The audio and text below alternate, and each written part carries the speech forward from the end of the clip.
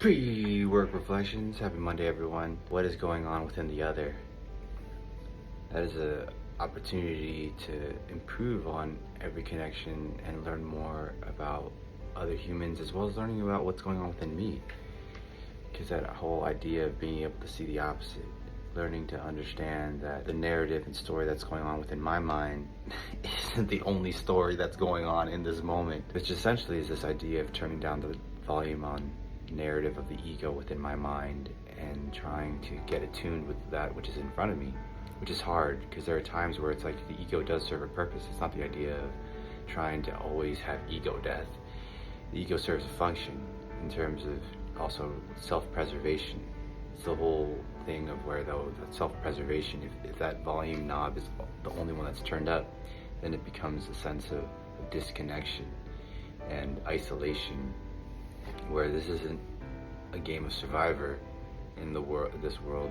It can be for some, and I've definitely played that game.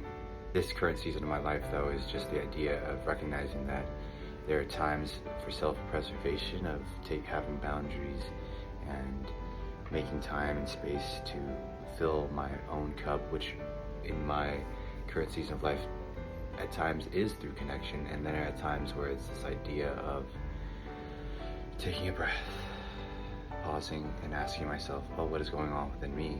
Checking with myself.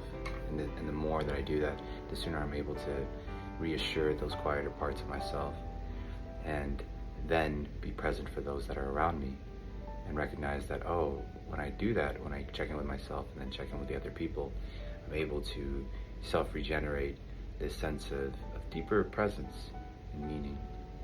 And I think that's what each day allows for self-improvement in every work day.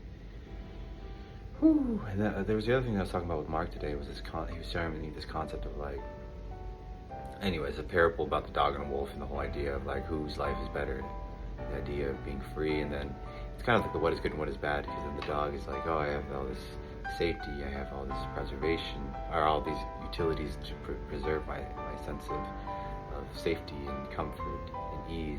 And the wolf is like, ah, I can be free. And then the wolf gets eaten by a bear. And then at the same time, like what is free?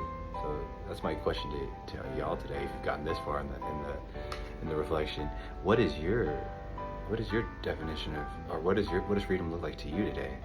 Oh, let's fucking go. May God grant me the serenity to accept the things I cannot change, the courage to change the things I can, and the wisdom and willingness to know the difference.